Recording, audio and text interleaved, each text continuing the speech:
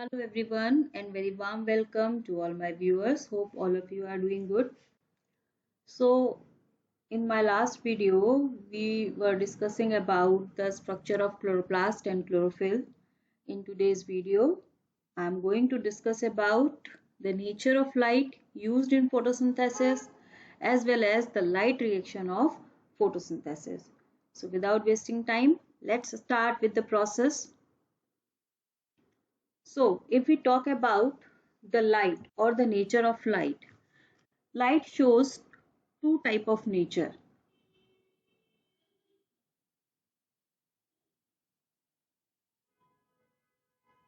One is particulate nature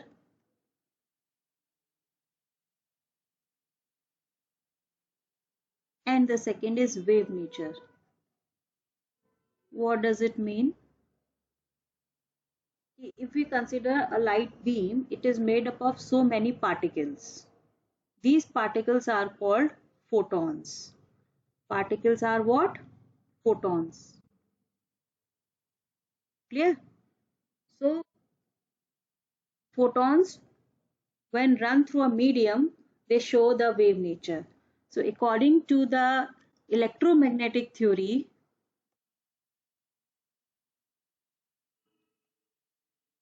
according to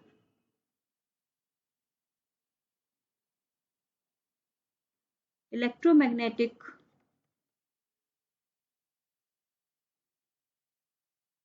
theory,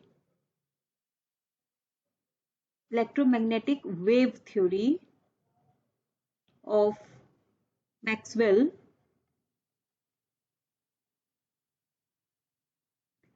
solar radiations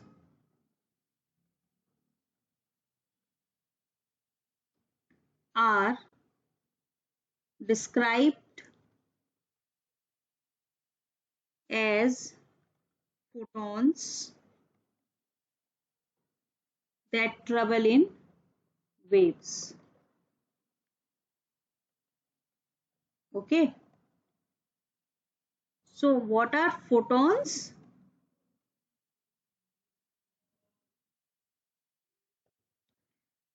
Smallest unit, or we can say the particle of electromagnetic energy, or we can say it light. And these several photons together constitute a light wave. Several photons together constitute a light wave. Clear? तो जब हम photosynthesis की बात करते हैं, हमारा जो chlorophyll है जो लाइट को एब्जॉर्ब करता है, कितनी लाइट एब्जॉर्ब करेगा वो हम इस फोटोन के टर्म्स में क्वांटिफाई करते हैं कि how much photons are absorb और किस वेवलेंथ के फोटॉन्स एब्जॉर्ब हुए, दोनों ही चीजें इंपॉर्टेंट है. Now look at the spectrum of the solar radiation. यहाँ पर आप देखो, these are the shorter wavelengths, these are the longer wavelengths as the distance is increasing. ठीक है, शॉर्टर वेवलेंथ्स पे आपके आते हैं गामा रेज, एक्स रेज और अल्ट्रावायलेट रेज. ये विजिबल रीजन है जो कि हमारी आईज देख सकती हैं. Our eyes can visualise the visible region. जो हमारे कलर्स हैं, 7 colours VIBGYOR. Clear? Longer side पे आप देखो तो आते हैं infrared, microwaves and radio waves. ठीक है, तो मैंने कहा कि लाइट को हम फोटॉन्स के टर्म में क्वांटिफाई करते हैं कि कितने फोटॉन्स एब्जॉर्ब हुए और उसका क्या आउटकम आया. क्लियर? हम कैसे डिफाइन करेंगे? एक्चुअली फोटॉन्स की अपनी एनर्जी होती है. एनर्जी ऑफ वन फोटॉन ये फिक्स है. ठीक है, फिक्स है for a particular light, for a particular wavelength. कैसे, मैं आपको बताती हूँ. Energy of one photon is defined as E is equals to h nu. This is h and nu. E is the energy of the photon h is the Planck's constant and nu is the frequency of the, इसकी frequency की बात हो रही है, of the light, जो भी यहाँ पर हम यूज कर रहे हैं, ठीक है। जिसको अगेन अगर मैं सिंप्लीफाई करूं तो इसको हम कैलकुलेट कर सकते हैं, the frequency is equals to c upon lambda. What is c here? c is the speed of light and lambda is the wavelength, कौन सी वेवलेंथ आप यूज कर रहे हो। सो ओवरऑल अगर मैं कंक्लूड करूं तो energy of any photon is equals to h nu, और we can write it hc upon lambda. अब यहाँ पर आप देखो h is constant, clear, and c is also constant। c क्या था? स्पीड ऑफ लाइट, वो भी कांस्टेंट है। तो हम कह सकते हैं कि जो एनर्जी है वो किसके इनवर्सली प्रोपोर्शनल है? लैम्डा के। यानी कि व्हाट डज इट मीन? जितना वेवलेंथ बड़ी होगी एनर्जी उतनी ही कम होगी, और जितनी वेवलेंथ छोटी होगी एनर्जी उतनी ही ज्यादा होगी। Now look at the spectrum again here, ये शॉर्टेस्ट वेवलेंथ है, तो ये वाला जो रीजन है, ये this is the region of shortest wavelength. जब वेवलेंथ छोटी है तो एनर्जी क्या होगी? ज्यादा होगी, they have high energy, high energy. और यहाँ पर देखो these are the longest wavelength, तो इनकी एनर्जी क्या होगी? Energy low. यहाँ पर ये देखो ये एरो बना हुआ है, एनर्जी इंक्रीज, यहाँ से इस डायरेक्शन में आप आ रहे हैं तो एनर्जी इंक्रीज हो रही है, जबकि अगर आप वेवलेंथ देखो तो वेवलेंथ इधर को बढ़ रही है, एनर्जी इधर को बढ़ रही है, जस्ट उल्टा है। क्लियर? ये लैम्डा है, ये एनर्जी है। क्लियर? तो इसका मतलब ये है कि अल्ट्रावायलेट, एक्स रेज और गामा रेज की एनर्जी बहुत ज्यादा है, इंफ्रारेड, माइक्रोवेव्स और रेडियो वेव्स की एनर्जी उतनी ही कम है यहाँ पर, क्योंकि इनकी वेवलेंथ ज्यादा होती है। Is it clear to you all? अब हम बात करते हैं विजिबल स्पेक्ट्रम की। विजिबल स्पेक्ट्रम में अगर हम देखें तो ये है विजिबल स्पेक्ट्रम, और यहाँ पर इसकी वेवलेंथ लिखी हुई है। जस्ट ये क्लियर है कि ये वेवलेंथ कम है और ये ज्यादा है, तो यहाँ एनर्जी क्या होगी? ज्यादा होगी। Energy is high here and energy is low in the red region।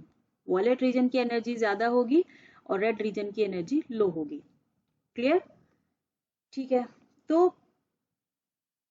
अब एक चीज आती है कि भाई सन से जो रेडिएशंस आ रहे हैं वो तो सारे रेडिएशंस आ रहे हैं ना, ये सारे रेडिएशंस अर्थ पे आ रहे हैं, चाहे वो सन तो सारे अर्थ पर नहीं आ रहे, सॉरी, सन तो सारे रेडिएशन इमिट कर रहा है, चाहे वो गामा रेज हैं चाहे वो रेडियो वेव्स हैं, इन बिटवीन सारे रेडिएशन सारे इमिट हो रहे हैं।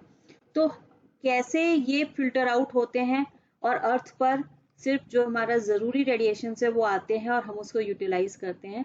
तो उसके लिए देखो आप,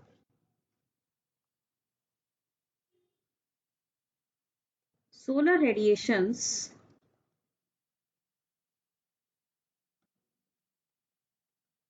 when hit on earth, ठीक है, होता क्या है, जो आपके हाई एनर्जी रेडिएशंस होते हैं, high energy radiations are screened out by the ozone layer।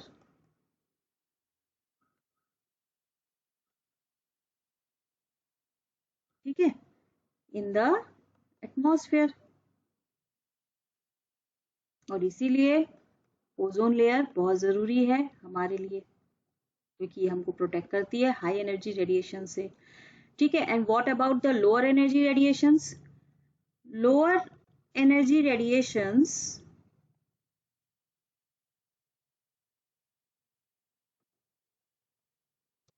are screened out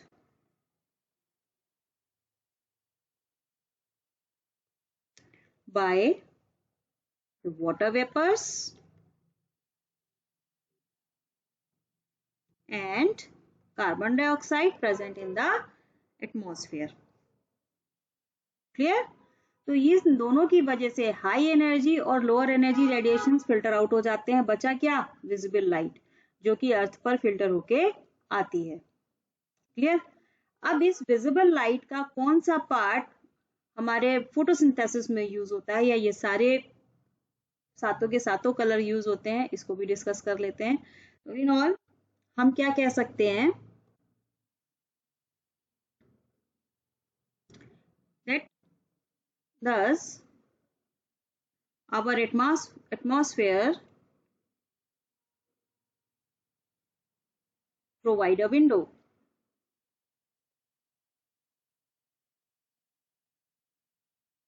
through which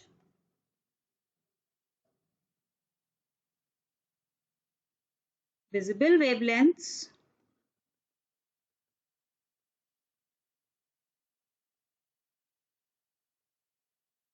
pass on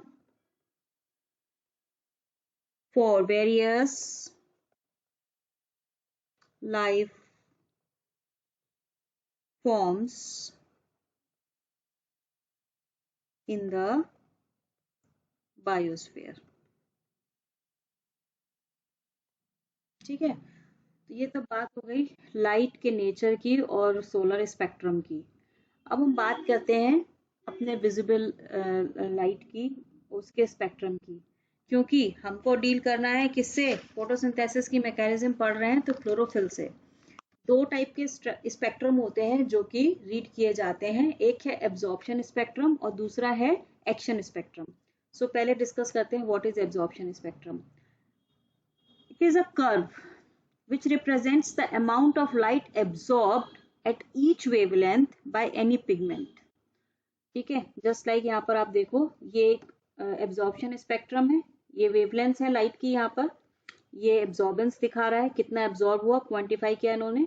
red line जो है वो क्लोरोफिल बी के लिए है और ब्लू लाइन क्लोरोफिल ए के लिए है। अब आप देखो यहाँ पर हमको पता चल रहा है कि क्लोरोफिल ए जो है वो नियरली 700 नैनोमीटर वेवलेंथ पर मैक्सिमम एब्जॉर्प्शन दिखा रहा है, एंड सिमिलरली 400 से 500 के बीच में ये मैक्सिमम एब्जॉर्प्शन दिखा रहा है।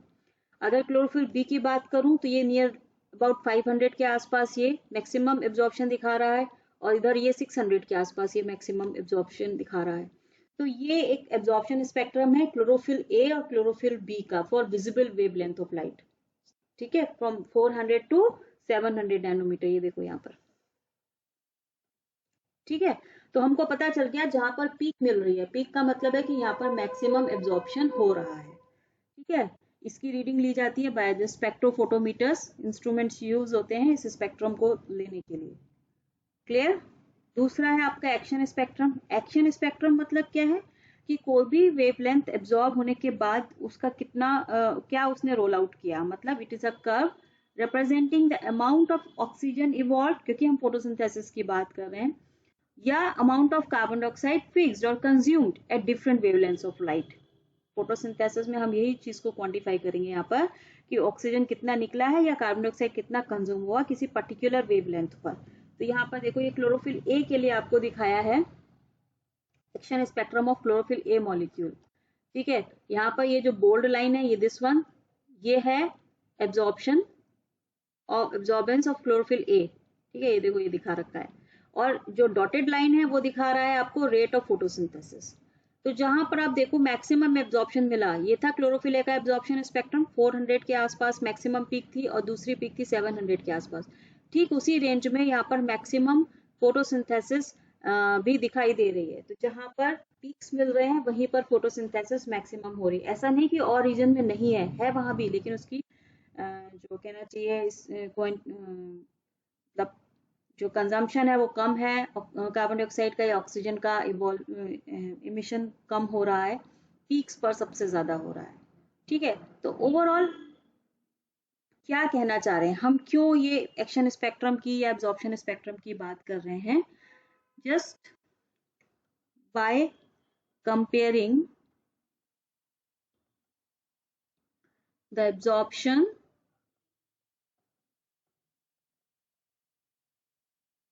And action spectrum of a spectrum of a particular pigment,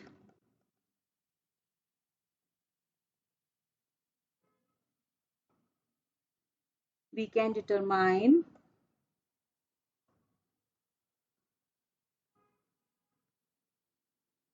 the relative contribution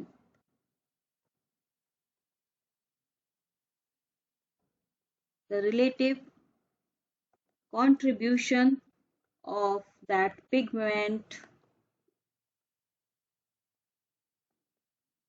in the process of photosynthesis.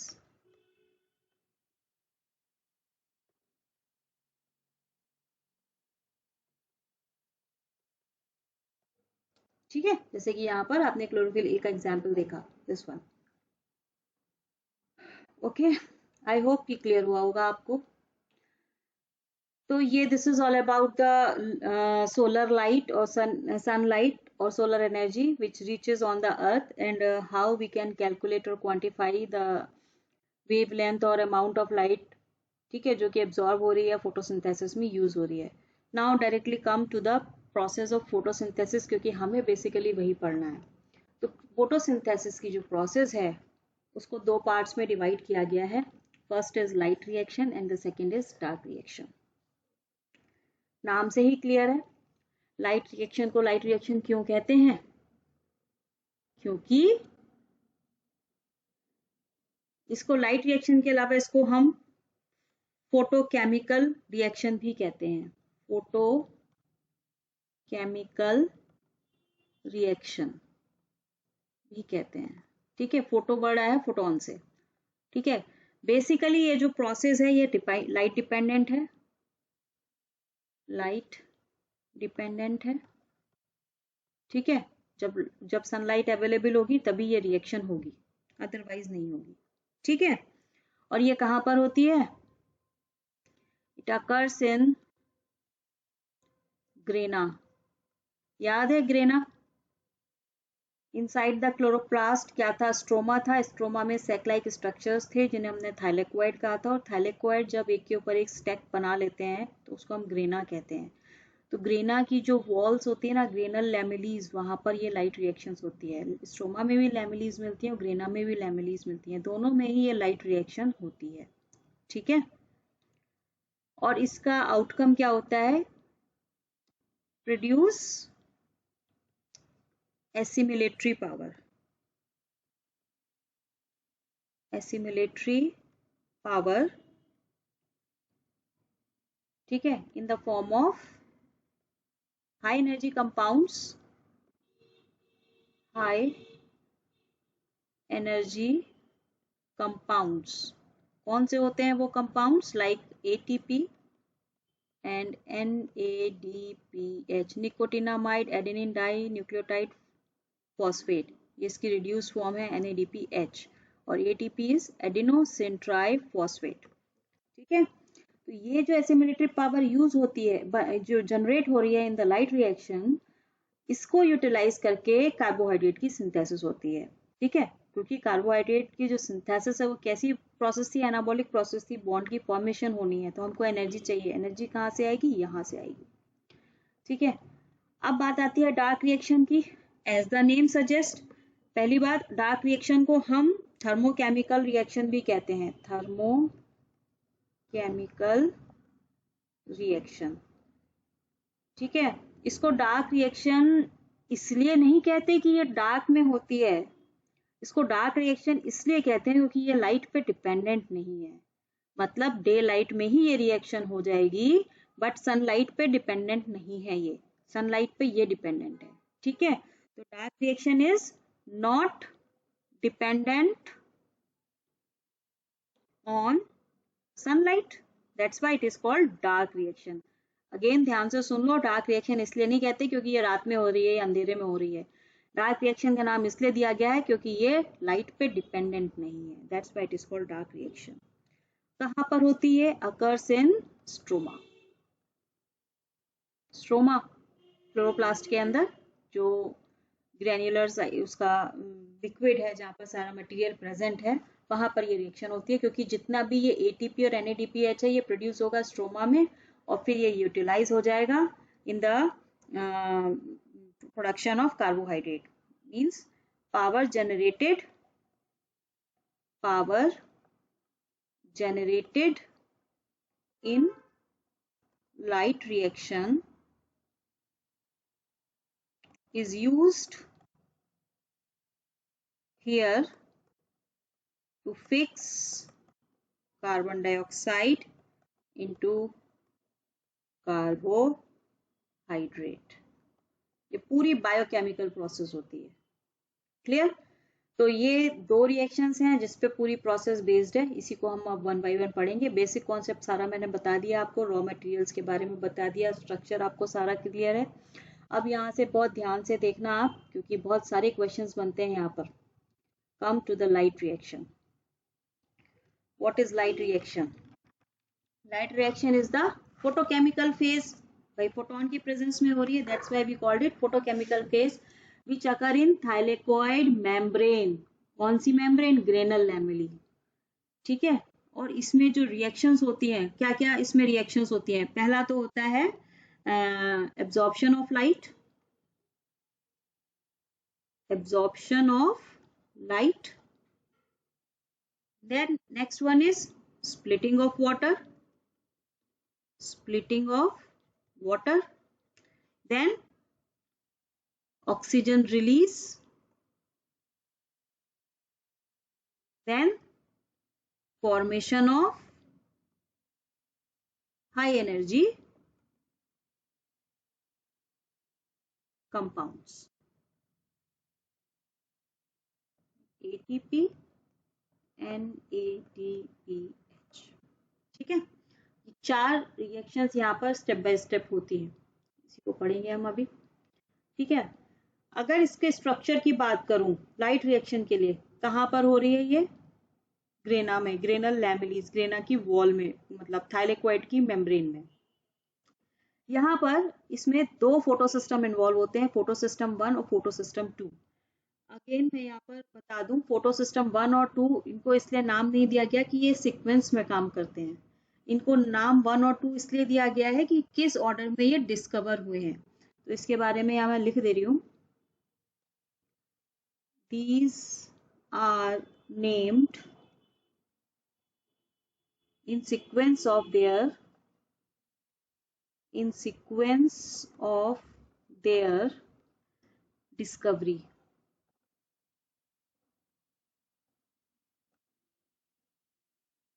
Okay,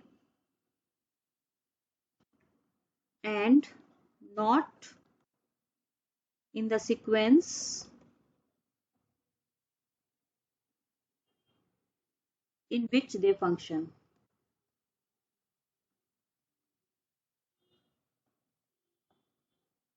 clear? आप बोलो कि 1 नाम दिया है तो वो पहले फंक्शन करेगा, सेकंड का नंबर बाद में आएगा, ऐसा नहीं है। ठीक है, तो ये इसके बारे में एक इम्पॉर्टेंट क्वेश्चन आ जाता है कभी कभी। ठीक है, तो दो तो फोटो सिस्टम है इसमें, फोटो सिस्टम 1 और फोटो सिस्टम 2। इसके अलावा इसकी मेम्ब्रेन में, किसकी? थाइलेकोइड की मेम्ब्रेन में कुछ इलेक्ट्रॉन ट्रांसपोर्ट सिस्टम रहते हैं which contain electron carrier proteins. वो भी बताऊंगी मैं क्या क्या है और किस किस के साथ कैसे एसोसिएटेड है। और एक होता है ATP synthase complex which participate in ATP production.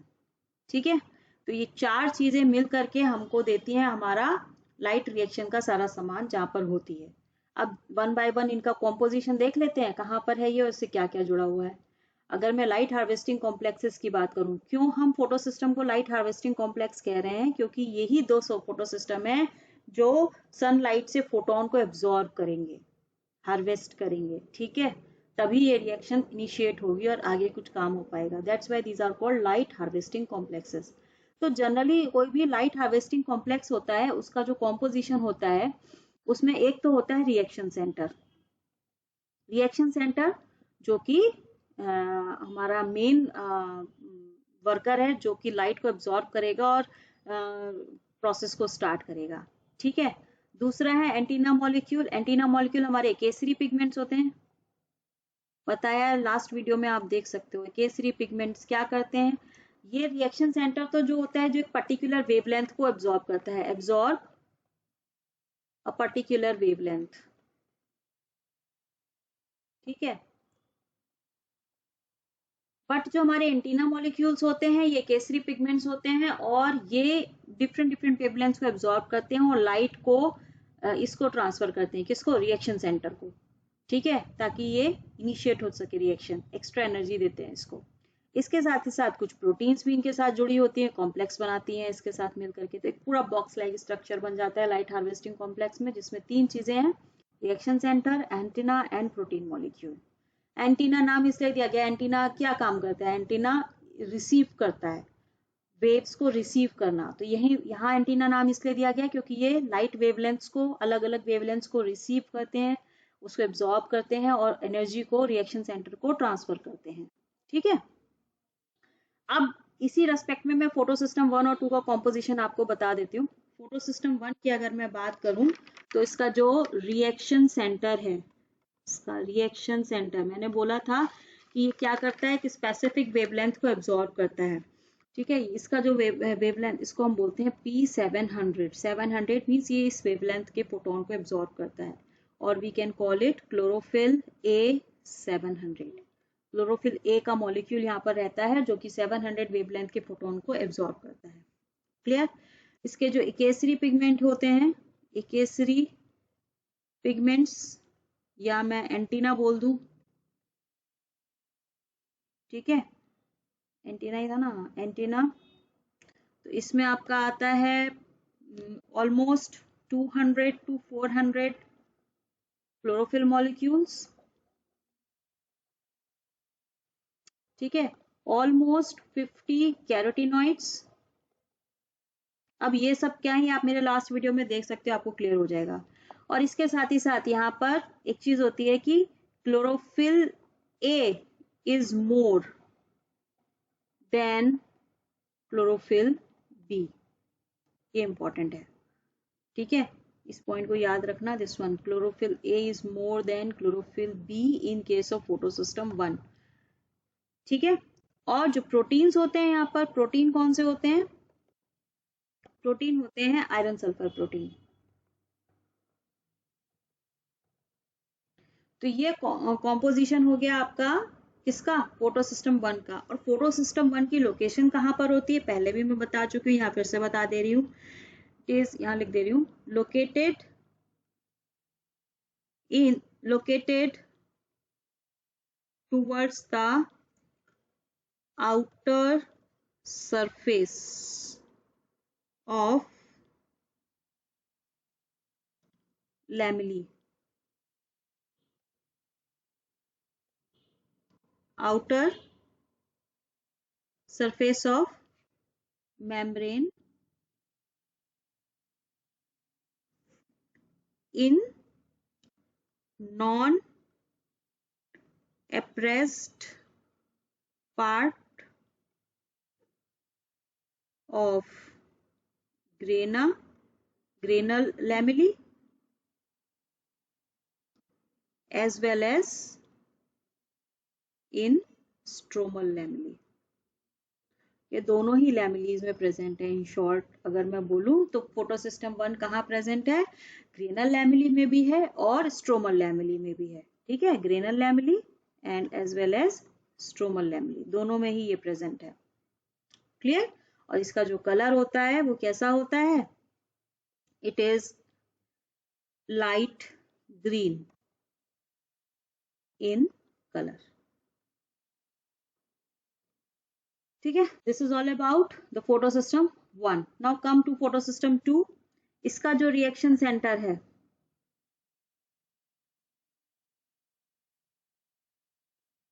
इसका जो रिएक्शन सेंटर है, शॉर्ट में मैं लिख दे रही हूँ, वो होता है P680। मतलब ये 680 नैनोमीटर की वेवलेंथ को एब्जॉर्ब करेगा। और क्लोरोफिल A680, क्लोरोफिल ए का मॉलिक्यूल रहता है यहाँ पे। एक केसरी पिगमेंट्स की बात करूं या मैं एंटेना की बात करूं तो इसमें होते हैं आपके almost 200 chlorophylls plus 50 carotenoids.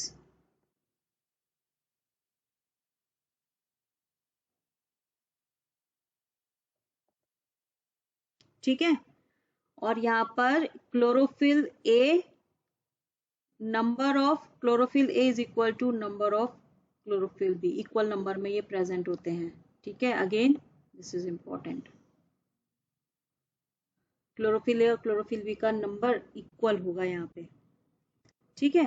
Protein की अगर मैं बात करूं तो प्रोटीन यहाँ पर कौन कौन सी जुड़ी हुई है, क्विनोन है,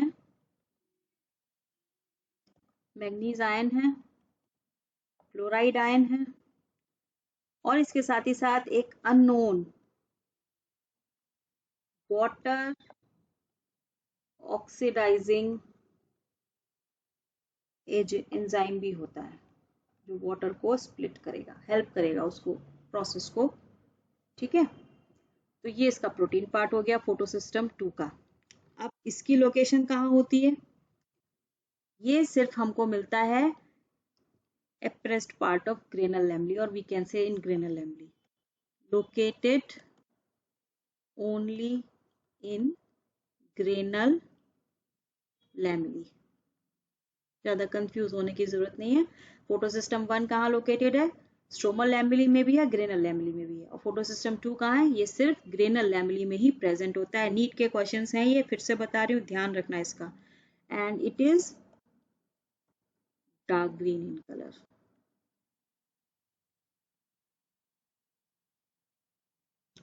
ठीक है, फोटोसिस्टम का कॉम्पोजिशन समझ में आ गया। ये सारे मिलकर एक बॉक्स लाइक स्ट्रक्चर बनाया है, फोटोसिस्टम 1, फोटोसिस्टम 2, ये अरेंज होते हैं। अभी दिखाऊंगी मैं आपको कैसे, एक इसकी डायग्राम में शो करती हूँ। तो this is all about photosystem 1 and photosystem 2। अब क्या था हमारे पास, इलेक्ट्रॉन ट्रांसपोर्ट सिस्टम था। इलेक्ट्रॉन ट्रांसपोर्ट सिस्टम में यहाँ पर मैंने ऑलरेडी लिख के रखा है एक सीक्वेंस। फोटोसिस्टम 1 के साथ जो इलेक्ट्रॉन ट्रांसपोर्ट या कैरियर मॉलिक्यूल्स रहते हैं, electron carriers, these are A0, A1 जिसको हम फिल्लोक्विनोन भी कहते हैं, देन 3 आयरन सल्फर प्रोटीन्स होते हैं, एक फेरेडॉक्सिन है, ये भी एक आयरन सल्फर प्रोटीन है। इसके साथ ही साथ लास्ट में होता है फेरेडॉक्सिन NADP ऑक्सीडो रिडक्टेज। देखो ये सीक्वेंस इसी सीक्वेंस में याद करना, ये इसी सीक्वेंस में लगे हुए मिलते हैं आपको फोटो सिस्टम में, ठीक है। अभी जब बताएंगे आगे कि कैसे इलेक्ट्रॉन पास ऑन होता है, तो ये A0 से A1 पे जाएगा, A1 से आयरन सल्फर के पास जाएगा, वहां से फेरेडॉक्सिन के पास, and ultimately ferredoxin NADP oxidoreductase के पास जाएगा। तो ये सीक्वेंस इंपॉर्टेंट है, अगेन नीट का क्वेश्चन है। क्या सीक्वेंस क्या रहता है प्रोटीन्स का इन फोटोसिस्टम 1, कोई बीच में स्किप करके भी दे सकते हैं आपको, बट आपको सीक्वेंस पता होना चाहिए, ठीक है। इसके साथ ही साथ आपका फोटोसिस्टम 2 के साथ भी कुछ प्रोटीन्स अटैच रहते हैं। इसमें है फियोफाइटिन, या जिसको हम क्विनोन भी कहते हैं, प्लास्टोक्विनोन A, प्लास्टोक्विनोन B या QB से इसका सिंबल है, ठीक है। साइटोक्रोम B6F कॉम्प्लेक्स है, 2 प्रोटीन्स हैं जुड़े रहती हैं, साइटोक्रोम B6 अलग है, F अलग है, ये मिलकर एक कॉम्प्लेक्स बनाते हैं। देन प्लास्टोसाइनिन जिसका सिंबल है PC, ये कॉपर कंटेनिंग प्रोटीन है। अगेन ये छोटे छोटे क्वेश्चन हैं कि प्लास्टोसाइनिन क्या है, कॉपर कंटेनिंग प्रोटीन है, ठीक है। फेरेडॉक्सिन क्या है, आयरन सल्फर कंटेनिंग प्रोटीन है। तो ये देख रहे हो ना आप, एक डिफरेंस यहाँ पर आ गया, दिस वन, ये और ये क्वेश्चन बन जाएगा यहीं से कि फेरेडॉक्सिन कैसे है, आयरन सल्फर कंटेनिंग प्रोटीन है, प्लास्टोसाइनिन कॉपर कंटेनिंग प्रोटीन है। यहाँ पर भी ये सीक्वेंस आपको याद रखना है, पहले फियोफाइटिन है, फिर plastoquinone A, plastoquinone B, then cytochrome B6F, then plastocyanin. ये अपने रेडॉक्स पोटेंशियल के हिसाब से अरेंज रहते हैं in downhill form in downhill manner, means इसकी एनर्जी ज्यादा होगी, इसकी एनर्जी कम होगी। Downhill higher energy and there is lower energy, ठीक है। इनका जो रेडॉक्स पोटेंशियल है वो इसी तरीके का है। तो ये इस सीक्वेंस में ये अरेंज रहते हैं, इलेक्ट्रॉन इन्हीं से 1 by 1 क्रॉस होंगे। तो ये आपके प्रोटीन का इलेक्ट्रॉन कैरियर प्रोटीन मॉलिक्यूल्स हो गए जो मेम्ब्रेन में मिलेंगे, थैलेक्वाइड मेम्ब्रेन में। अगेन ये सारा सब कुछ जो भी सिस्टम हो रहा है वो थैलेक्वाइड मेम्ब्रेन में ही है। एंड एट लास्ट क्या बचा था हमारे पास, हमारे पास फोटो सिस्टम थे। क्या क्या पढ़ा था हमने, देखो फोटो सिस्टम थे 1, photo system 2 electron carrier proteins या इलेक्ट्रॉन ट्रांसपोर्ट सिस्टम था, और एक ATP सिंथेज कॉम्प्लेक्स था, वो भी मेम्ब्रेन में एम्बेडेड रहता है और ATP की सिंथेसिस में हेल्प करता है। इसको मैं बाद में बताती हूँ आपको, ठीक है। जब लास्ट में हम ATP सिंथेसिस बताएंगे वहीं पे क्लियर कर दूँ। तो this is all about the structural part, कि कैसे कैसे क्या क्या कॉम्पोजिशन है, कौन कौन से प्रोटीन मॉलिक्यूल किस सीक्वेंस में जुड़े हुए हैं, ठीक है। आई होप क्लियर हो गया होगा आपको। नाउ कम टू द, अब पहले मैं आपको ये क्लियर कर दूं मैकेनिज्म एक्चुअली हो कहाँ रही है। देखो ये एक सेल है, दिस इज द सेल, ये बाउंड्री जो है ये सेल है, ठीक है, ये न्यूक्लियस है अंदर, ये सॉरी ये जो है आपका कैविटी है वैक्यूल, सेंट्रल वैक्यूल, ये ग्रीन स्ट्रक्चर है क्लोरोप्लास्ट और ये है न्यूक्लियस साइड में। ठीक है, यहाँ पर आप देखो इस क्लोरोप्लास्ट को देखो, इस क्लोरोप्लास्ट में डबल मेम्ब्रेन बाउंडेड स्ट्रक्चर है, outer membrane and then inner membrane. ठीक है, इसके अंदर ये क्या है, थैलेक्वाइड्स। ठीक है, इन थैलेक्वाइड्स को जब हम देखेंगे ना, ये थैलेक्वाइड, एक थैलेक्वाइड का स्ट्रक्चर मैं ड्रॉ कर रही हूँ इनसाइड द क्लोरोप्लास्ट। ये आउटर मेम्ब्रेन है, ये क्लोरोप्लास्ट की है। ठीक है, क्लोरोप्लास्ट मेम्ब्रेन, सिंगल मेम्ब्रेन से मैंने दिखा दिया है, ये है सिंगल थैलेक्वाइड। ठीक है, ठीक है, इस थैलेक्वाइड में आप देखो ये है फोटोसिस्टम 2, ये है फोटोसिस्टम 1, ये है इलेक्ट्रॉन ट्रांसपोर्ट सिस्टम। ठीक है, और ये आपका एटीपी सिंथेस कॉम्प्लेक्स। अगेन यहाँ पर मैंने देखो ये दो मेम्ब्रेन बनाई है, ये दो मेम्ब्रेन है, इसका मतलब ये नहीं कि थैलेक्वाइड डबल मेम्ब्रेन स्ट्रक्चर है। ये देखो यहाँ पर जो हमारी मेम्ब्रेन्स होती हैं वो कैसी होती हैं, लिपिड बाइलेयर होती है ना, तो ये लिपिड बाइलेयर आउटर लेयर और इनर लेयर को शो कर रही है। ये लिपिड बाइलेयर्स हैं, उसमें ये फोटो सिस्टम आपके ये एम्बेडेड है। ठीक है, ध्यान से देख लो, क्लोरोप्लास्ट की मेम्ब्रेन में ये सारी रिएक्शंस हो रही हैं। ठीक है, सब कुछ मेम्ब्रेन में एम्बेडेड है। ये है थैलेक्वाइड की ल्यूमेन, ये है स्ट्रोमा, और आउटसाइड ये जो स्ट्रक्चर है ये सारा साइटोप्लाज्म है, ये सेल है, सेल के अंदर ये स्ट्रक्चर है। ठीक है, अब जो मैं मैकेनिज्म दिखाऊंगी मैं सिर्फ इस पार्ट को हाईलाइट करूंगी, इस पार्ट को ही मैं शो करूंगी कि कैसे रिएक्शन हो रही है। क्लियर? तो come to the mechanism part. देखो यहां पर ध्यान से देखो,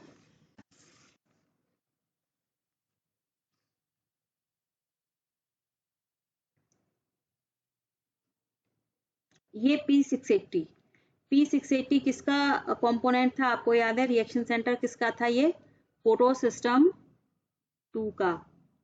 ठीक है, तो इसको मैं नेक्स्ट से दिखाती हूँ, ये है फोटो सिस्टम 2।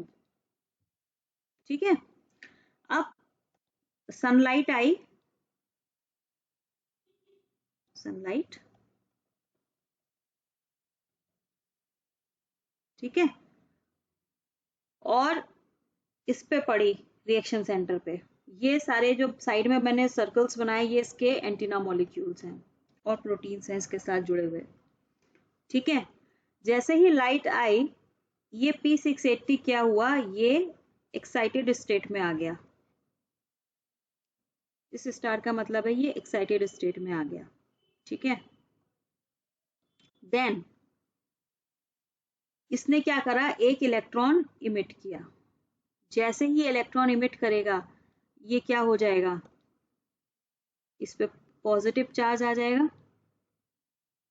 ठीक है, इलेक्ट्रॉन इमिट किया, इलेक्ट्रॉन को किसने पिकअप किया, first electron acceptor in photo system 2, it is pheophytin, जिसको हम क्विनोन भी कहते हैं, सिंबल है क्यू, क्यू से रिप्रेजेंट करते हैं। ठीक है, तो इलेक्ट्रॉन किसने एक्सेप्ट कर लिया, फियोफाइटिन ने, और ये नेगेटिवली चार्ज हो गया। अब यहाँ देखो ये पॉजिटिव चार्ज आ गया, ये अभी रिप्लेनिश करना पड़ेगा। क्यों रिप्लेनिश करना पड़ेगा इसको, क्योंकि इसे वापस अपनी ग्राउंड स्टेट में आना है ताकि ये नेक्स्ट फोटोन को यहाँ से एब्जॉर्ब कर सके। ठीक है, तो अब ये इलेक्ट्रॉन की फुलफिलिंग कहाँ से होगी, यहाँ पर, यहाँ देखो आप, ये ऑक्सीजन इवॉल्विंग कॉम्प्लेक्स है, ऑक्सीजन इवॉल्विंग कॉम्प्लेक्स। ठीक इसी समय पर जब ये एक्साइटेशन हुआ, यहाँ पर क्या होगा, वाटर मॉलिक्यूल स्प्लिट हो जाएगा और ये देगा 2 protons plus 2 electrons plus nascent oxygen, single molecule of oxygen है, या we can say it, okay we can say it half O2, half O2। ठीक है, 2 इलेक्ट्रॉन मिले, ये इलेक्ट्रॉन यहाँ एब्जॉर्ब हो जाएंगे और प्रोटॉन कहाँ आ गए, ये ल्यूमेन में आ गए, किसकी, थाइलेक्वाइड की। क्लियर? तो क्या हुआ, जैसे ही लाइट का फोटोन पड़ा P60 पर, P60 रिएक्शन सेंटर पर ऑफ द फोटो सिस्टम 2, यहाँ से एक्साइटेशन हुआ, एक इलेक्ट्रॉन इमिट हो गया और वो एक्सेप्ट कर लिया क्विनोन ने, क्विनोन ने एक्सेप्ट कर लिया और रिड्यूस हो गया। ठीक है, मीनवाइल P60 को ग्राउंड स्टेट में आना था, तो इलेक्ट्रॉन किसने रिप्लेनिश करवाया? वाटर की स्प्लिटिंग हुई, ऑक्सीजन इवॉल्विंग कॉम्प्लेक्स था, उसने वाटर की स्प्लिटिंग करवाई, 2 प्रोटॉन मिले, 2 इलेक्ट्रॉन मिले और हाफ मॉलिक्यूल ऑफ ऑक्सीजन मिला। मैं सिंगल मॉलिक्यूल ऑफ वाटर की बात कर रही हूँ, बहुत ध्यान से सुनना, इस पे बहुत सारे क्वेश्चंस बनते हैं। ठीक है, तो ये इलेक्ट्रॉन 1 बाय 1 जाएगा, पहला इलेक्ट्रॉन गया, ये ग्राउंड स्टेट में आ गया। अभी इसको यहीं छोड़ते हैं, हम ऊपर बढ़ते हैं आगे, जो हमारा इलेक्ट्रॉन क्विनोन के पास आ गया था। अब क्या होगा, ये क्विनोन से इलेक्ट्रॉन जाएगा, नेक्स्ट एक्सेप्टर क्या था? प्लास्टोक्विनोन, प्लास्टोक्विनोन ए। ठीक है, जैसे ही ये इलेक्ट्रॉन एक्सेप्ट करेगा, ये मीडियम से क्या करेगा, फॉर 1 इलेक्ट्रॉन, ये 1 इलेक्ट्रॉन में एक चार्ज दिखा रही हूँ, ये यहाँ से 2 प्रोटॉन को एक्सेप्ट करेगा और ये बन जाएगा PQAH2। ठीक है, ये PQAH2 PQB को तुरंत ही ये इलेक्ट्रॉन दे देगा। ठीक है, ये इलेक्ट्रॉन यहाँ गया 1 और ये प्रोटॉन भी दे देगा, प्लस प्रोटॉन, 2 प्रोटॉन दे देगा। ठीक है, और ये PQB जो है ये कन्वर्ट हो जाएगा किसमें? PQBH2 में। ठीक है, देखो सिंगल पेयर ऑफ इलेक्ट्रॉन की बात चल रही है यहाँ पर। ठीक है, ठीक इसी टाइम पर PQBH2, क्योंकि ये रिड्यूस हो गया, ये अपने इलेक्ट्रॉन्स किसको देगा? ये है साइटोक्रोम B6F, ये इसको अपने इलेक्ट्रॉन्स दे देगा। ठीक है, और जो प्रोटॉन्स आएंगे वो प्रोटॉन्स ल्यूमेन में चले जाएंगे, 2 प्रोटॉन। देखो अगेन ये बात हो रही है, एक इलेक्ट्रॉन मूव हुआ है, सिर्फ सिंगल इलेक्ट्रॉन की बात हो रही है।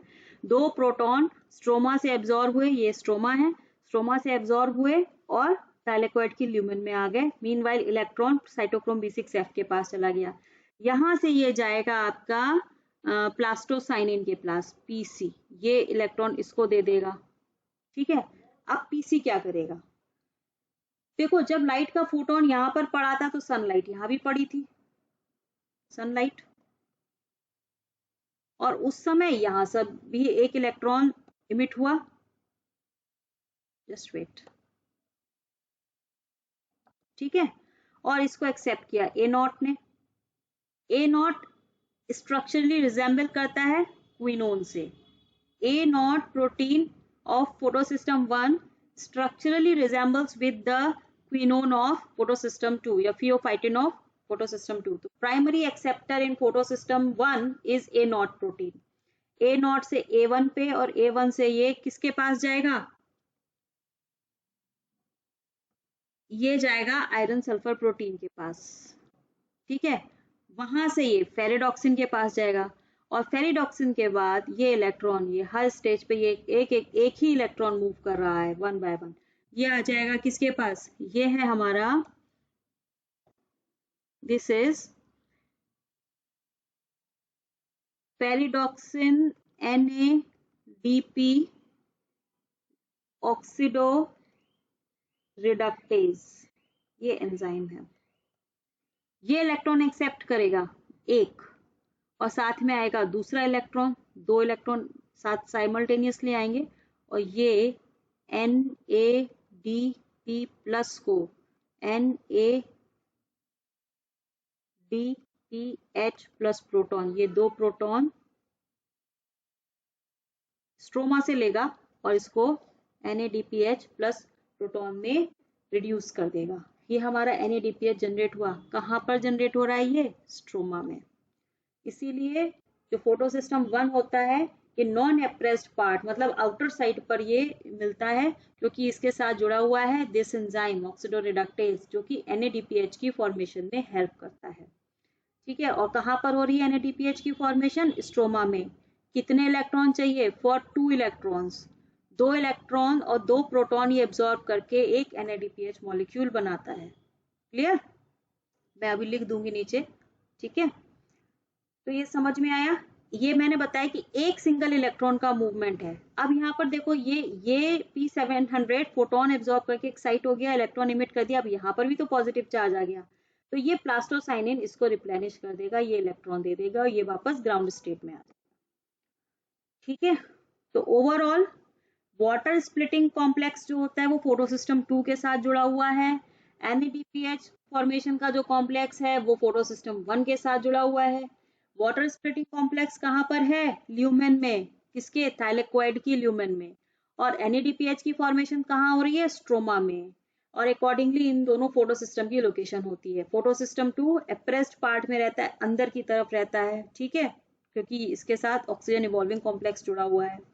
और NADP ऑक्सीडोडिडक्टेज जो होता है वो बाहर की तरफ रहता है, स्ट्रोमा की तरफ, तो ये नॉन एप्रेस्ड पार्ट में रहता है फोटोसिस्टम 1। ठीक है, तो ये सारे क्वेश्चंस हैं छोटे छोटे कि वाटर स्प्लिटिंग कॉम्प्लेक्स किस फोटोसिस्टम से जुड़ा रहता है, NADP ऑक्सीडोडिडक्टेज किस फोटोसिस्टम से जुड़ा है, NADPH की फॉर्मेशन कहाँ हो रही है, वाटर की स्प्लिटिंग कहाँ पर हो रही है। ठीक है, और आप देखो ओवरऑल ये पूरा जो कहानी है उसका मेन एम क्या है? ये प्रोटॉन को अंदर लाना। आप देखो 2 प्रोटॉन यहाँ बने वाटर की, एक मॉलिक्यूल ऑफ वाटर की स्प्लिटिंग से 2 इलेक्ट्रॉन निकले, 1 बाय 1 जब एक इलेक्ट्रॉन पास हुआ तो 2 प्रोटॉन बने और फिर दूसरे इलेक्ट्रॉन से 2 प्रोटॉन बने, यानी कि टोटल 4 प्रोटॉन बनेंगे एक वाटर स्प्लिटिंग की वजह से। जो 2 इलेक्ट्रॉन पास ऑन हो रहे हैं तो 4 प्रोटॉन स्ट्रोमा से थाइलेकोइड की ल्यूमेन में आ रहे हैं, तो टोटल कितने हो गए यहाँ पे? 6 प्रोटॉन जनरेट हो गए from 1 water molecule. 1 water molecule की स्प्लिटिंग से 6 प्रोटॉन जो होते हैं वो ल्यूमेन में एक्यूमुलेट हो रहे हैं। क्लियर? ठीक है, ये आपकी लाइट रिएक्शन है। अब यहाँ पर इसको जेड स्कीम भी कहा जाता है। देखो मैंने बताया था ना, ये जो लोकेशन है प्रोटीन्स की, इनके रेडॉक्स पोटेंशियल के हिसाब से है डाउन द एनर्जी ग्रेडियंट। ठीक है, तो ये जो बनाते हैं ये आपका नॉन साइक्लिक इलेक्ट्रॉन ट्रांसपोर्ट है। क्यों मैं इसको नॉन साइक्लिक कह रही हूँ? क्योंकि इलेक्ट्रॉन यहाँ से जनरेट हुआ E680 से और यहाँ पे आके एक्यूमुलेट हो गया, वापस नहीं आया। तो ये जो स्कीम है ये नॉन साइक्लिक इलेक्ट्रॉन ट्रांसपोर्ट कहलाती है। इसको देखो, ये है ना, ये ऑक्सीजन इवॉल्विंग कॉम्प्लेक्स है।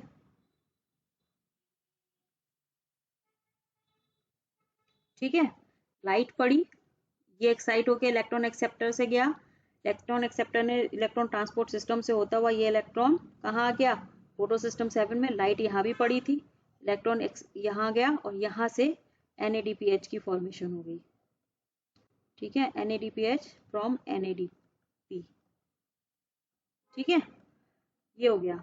और यहाँ पर क्या हुआ? इलेक्ट्रॉन कहाँ से रिप्लेनिश हो गया? वाटर की स्प्लिटिंग से 2 प्रोटॉन बन गए, 2 इलेक्ट्रॉन बन गए और हाफ ऑक्सीजन बन गई।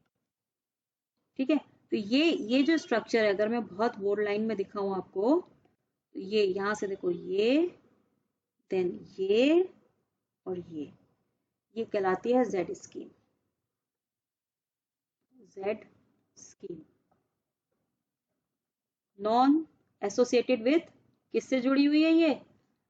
Associated with non cyclic electron transport system. ठीक है, ये बात मैं कर रही हूँ थाइलेकोइड की, ग्रेना की, ग्रेनल लैमेली की। What about the stromal lamellae? Stromal lamellae में सिर्फ फोटो सिस्टम 1 होता है, वहां पर फोटो सिस्टम 2 नहीं होता है। तो वहां पर क्या होगा? अगर मैं स्ट्रोमल लैमेली की बात करूं तो occurs in stromal lamella। ठीक है, contain only photosystem 1। ठीक है, तो अब आप देखो इसमें क्या होता है। फोटोसिस्टम 1 क्या था हमारा? P700 था ना। ठीक है, लाइट आई, इलेक्ट्रॉन निकला। अब इलेक्ट्रॉन कहाँ जाएगा? A0, A1, उसके बाद फिर आयरन सल्फर और फिर आ जाएगा आपका फेरिडॉक्सिन। दिस फेरिडॉक्सिन यहाँ पर NADP ऑक्सीडोरिडक्टेज नहीं होता, ठीक है।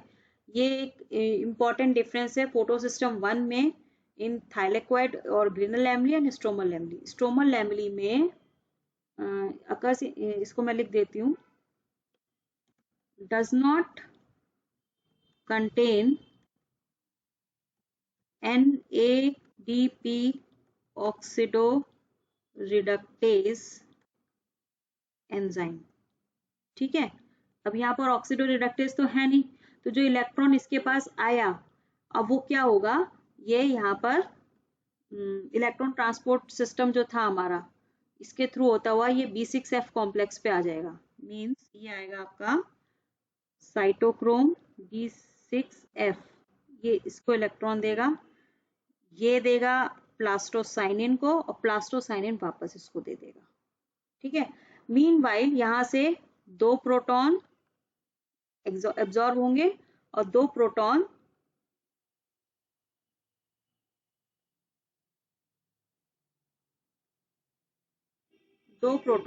स्ट्रोमा में आ जाएंगे इन थाइलेक्वाइड ल्यूमेन, ठीक है। B6F से वही PQA PQB 2 प्रोटॉन एक्सेप्ट करेगा। For every pair of electron 2 proton accept होंगे और साइटोक्रोम B6F 2 प्रोटॉन को कहाँ छोड़ेगा, थाइलेक्वाइड ल्यूमेन में। कहाँ से एब्जॉर्ब करेगा, स्ट्रोमा से, ठीक है। तो ये कहलाता है आपका cyclic flow of electron and it does not associate with the production of NADPH, क्योंकि यहाँ पर ऑक्सीडोरिडक्टेज एंजाइम है ही नहीं, तो डज नॉट प्रोड्यूस NADPH, ठीक है। ये आपका cyclic electron transport pathway, clear. ये आपको NCERT में मिल जाएगा, ठीक है। तो अभी जो कुछ भी मैंने बताया छोटी छोटी चीजें, यहाँ पर आप देखो कुछ इंपॉर्टेंट पॉइंट्स लिखे हैं। 2 वाटर मॉलिक्यूल्स के फोटो ऑक्सीडेशन से हमको मिलते हैं 4 proton, obviously 4 electron and 1 oxygen का मॉलिक्यूल। और इस 2 वाटर के फोटॉन्स को फोटोलाइज करने के लिए जरूरत पड़ती है 8 फोटॉन्स की। एक सिंगल फोटॉन के बस की बात नहीं है जो वाटर को स्प्लिट कर सके या रिएक्शन में पार्टिसिपेट कर सके, तो हमें 8 फोटॉन्स चाहिए, 4 by each photo system. Can write it here, 4 by each photo system, ठीक है। ये मैं इसकी बात कर रही हूँ। 4 फोटोन फोटो सिस्टम 1 और 4 ही फोटो सिस्टम 2 एब्जॉर्ब करता है, तब 2 वाटर मॉलिक्यूल्स की स्प्लिटिंग होती है और इस तरह से एक ऑक्सीजन का मॉलिक्यूल बनता है, clear. For every pair of electron, अभी मैंने ऊपर बता भी दिया, ठीक है। जो PQB से साइटोक्रोम B6F में 2 पेयर जा रहे थे, 4 प्रोटॉन जो होते हैं वो स्ट्रोमा से थाइलेक्वाइड ल्यूमेन में मूव कर जाते हैं, क्लियर। तो इन टोटल 6 प्रोटॉन्स मूव करते हैं from stroma to thylakoid lumen, not from stroma. 2 तो हमें मिल जाते हैं फोटोलिसिस ऑफ वाटर से, 1 मॉलिक्यूल जो वाटर की फोटोलिसिस होती है, और 4 प्रोटॉन ये आ जाते हैं स्ट्रोमा से थाइलेक्वाइड के ल्यूमेन में।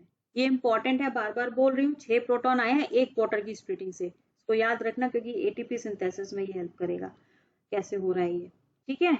और जो क्वेश्चंस आपके बनते हैं नीट के लिए, तो मैं यहाँ लिख दे रही हूँ कि water splitting complex is associated with which photo system, where does photolysis of water occur, ठीक है। और क्या बताया था मैंने, NADP ऑक्सीडोरिडक्टेज complex is associated with which photo system? Primary acceptor of electron in both photo system. ठीक है, ये कुछ क्वेश्चंस बनते हैं जो नीट में पूछे जाते हैं। ठीक है, और बाकी ये मैंने लिख ही दिया। For every pair of electron, एक पेयर यानी कि 2 इलेक्ट्रॉन जब पास होते हैं तो 4 प्रोटॉन बाहर से अंदर मूव कर जाते हैं इन द ल्यूमेन, ये याद रखना। ठीक है, तो अब बात आती है कि भाई ये हमने इलेक्ट्रॉन ट्रांसपोर्ट करवा दिया, ये आ गई हमारी मैकेनिज्म। ठीक है, तो यहाँ पर ऑक्सीजन जनरेट हो गई, यहाँ NADPH जनरेट हो गया। अब ATP भी तो बनाना है, ATP कहाँ बनेगा? चलो तो अब बात करते हैं ATP सिंथेसिस की। Come to the chemiosmotic hypothesis. Chemiosmotic hypothesis जो होती है वो ये बताती है कि कैसे, chemi means chemical, osmotic means osmosis, यानी किसी केमिकल की ऑस्मोसिस होगी और उससे हमारे ATP की फॉर्मेशन होगी। अब वो केमिकल कौन सा है? ठीक है, उसके लिए हम बता देते हैं। यहाँ पर पहले 2 साइंटिस्ट के नेम हैं। अर्नॉन है जिन्होंने ये हाइपोथेसिस दी थी, इन्होंने बताया था कि Arnon said that ATP is produced from ADP plus inorganic phosphate during photosynthesis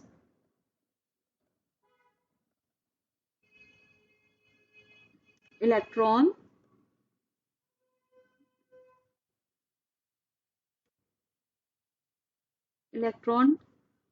transfer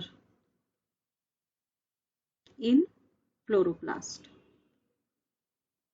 ठीक है, तो ये किसने कहा था? अर्नॉन ने। और पीटर मिशेल जो साइंटिस्ट थे, इन्होंने केमियोस्मोटिक हाइपोथेसिस दी थी। प्रोपोज्ड केमियोस्मोटिक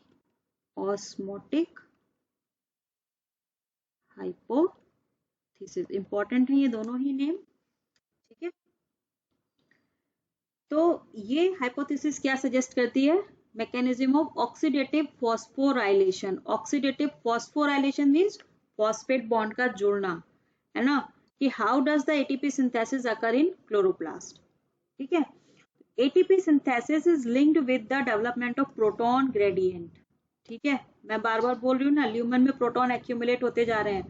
तो ये प्रोटॉन मेम्ब्रेन होता क्या है? देखो ये स्ट्रक्चर देखो, ये यहाँ ये थाइलेकोइड की ल्यूमेन है, ये स्ट्रोमा है, यहाँ से प्रोटॉन अंदर आ रहे हैं और यहाँ एक्यूमुलेट होते जा रहे हैं। तो क्या हो रहा है? प्रोटॉन स्ट्रोमा से कम होते जा रहे हैं, लो प्रोटॉन्स, यहाँ पर हाई प्रोटॉन्स। ठीक है, यानी प्रोटॉन जो मूव हो रहे हैं फ्रॉम दिस, यहाँ से यहाँ, तो इसको एनर्जी लगानी पड़ रही है, मतलब against the gradient, move against the gradient, यानी एक्टिव ट्रांसपोर्ट हो रहा है ये। तो क्या होगा? प्रोटॉन से एनर्जी एक्यूमुलेट हो रही है, जैसे जैसे ये ल्यूमेन में आ रहा है, ल्यूमेन का पीएच भी क्या होता जा रहा है? गिरता जा रहा है, एसिडिक होता चला जा रहा है। ठीक है, तो ये हाई एनर्जी प्रोटॉन्स जब इस सिस्टम से बाहर निकलेंगे तो ये कुछ एनर्जी रिलीज करेंगे और वो एनर्जी यूज हो जाएगी एटीपी की सिंथेसिस में, या हम कहेंगे ट्रैप हो जाएगी एटीपी में इन द फॉर्म ऑफ एटीपी। कैसे होगी?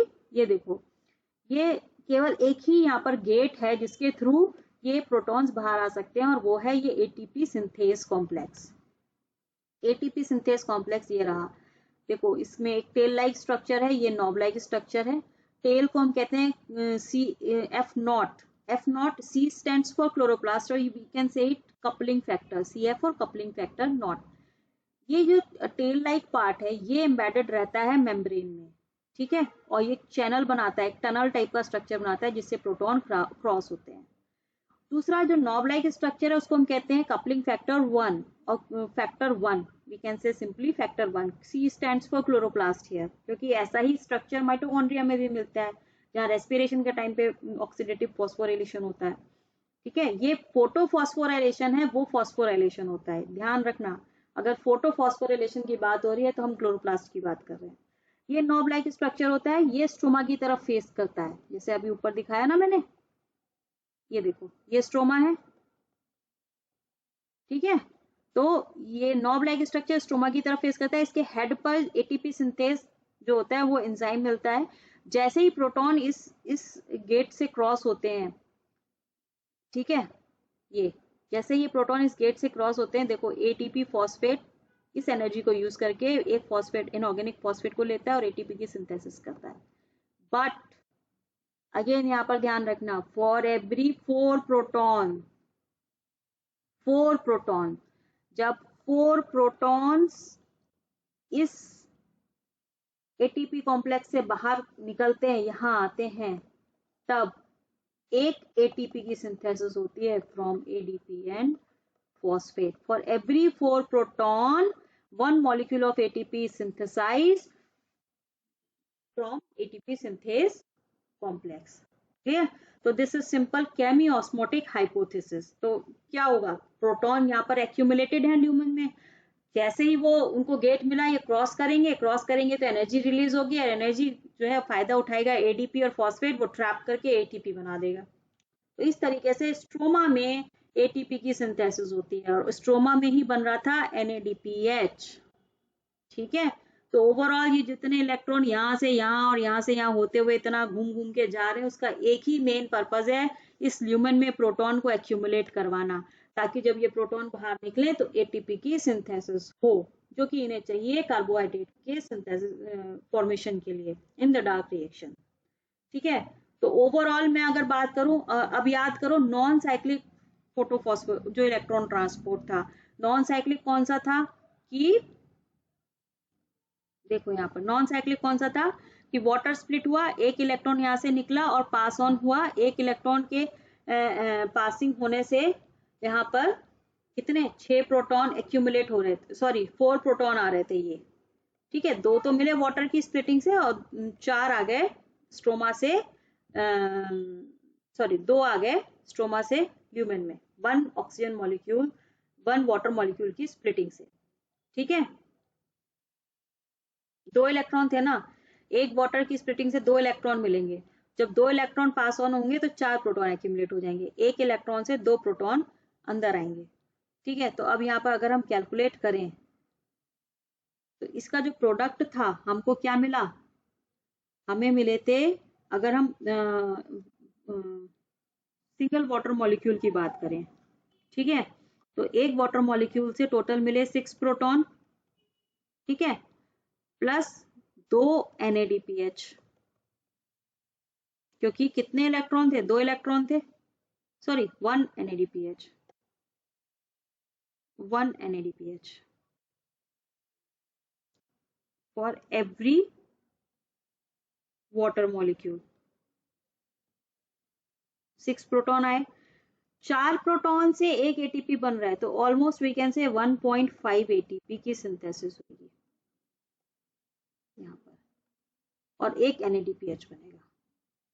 ठीक है, तो अगर मैं टोटल एक कंप्लीट रिएक्शन की बात करूं तो यहाँ पर आप देख सकते हो 2 वाटर मॉलिक्यूल स्प्लिट हुए, सॉरी 2 वाटर मॉलिक्यूल यूज हुए, 8 फोटोन यूज हुए जिन्होंने इसकी फोटोलिसिस की, 2 NADP प्लस और 3 ADP फॉस्फेट, ये चेंज हो जाएंगे, हमें एक मॉलिक्यूल ऑक्सीजन का मिलेगा, 3 ATP मिलेंगे और 2 NADPH मिलेंगे, तो नेट गेन हमारा हो जाएगा 3 ATP प्लस 2 NADPH मॉलिक्यूल्स का for every 2 molecules of water. ठीक है, नीट का क्वेश्चन है यहाँ पर, और मैंने कई जगह देख लिया इसलिए मैं लिख रही हूं कि हाउ मैनी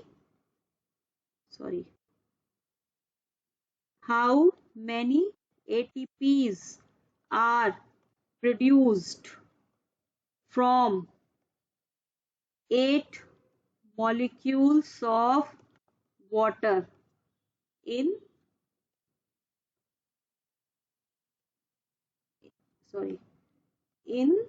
non-cyclic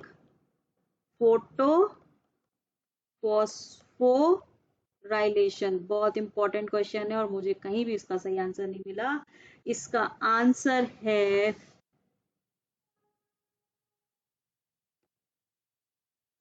12 ATPs।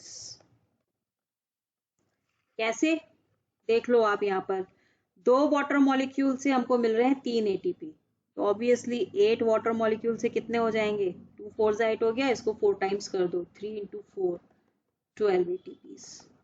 और कितने NADPH मिलेंगे, इसको भी 4 टाइम्स कर दो, 8 NADPH मॉलिक्यूल्स।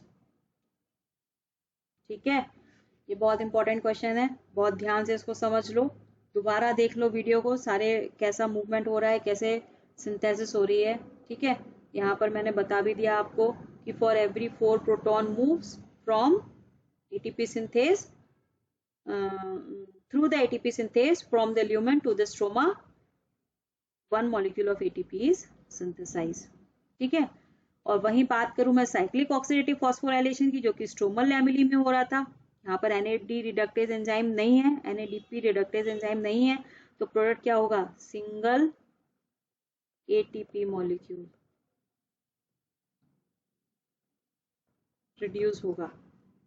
ठीक है, किसमें, यहाँ पर ATP मॉलिक्यूल सिर्फ इट इज सॉरी वेट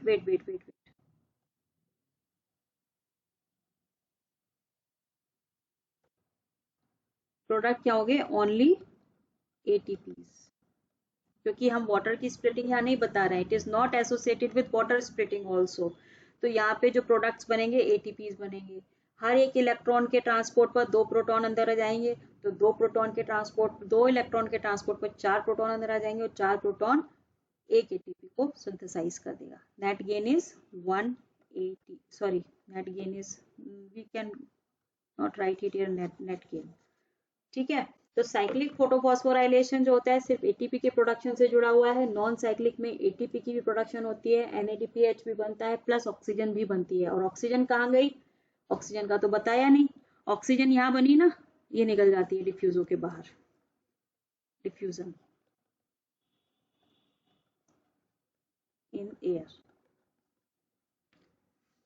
ठीक है, तो this is all about the light reaction of photosynthesis, just go with it, read it one more time, 2 times, 3 times, जब तक कि समझ में ना आए।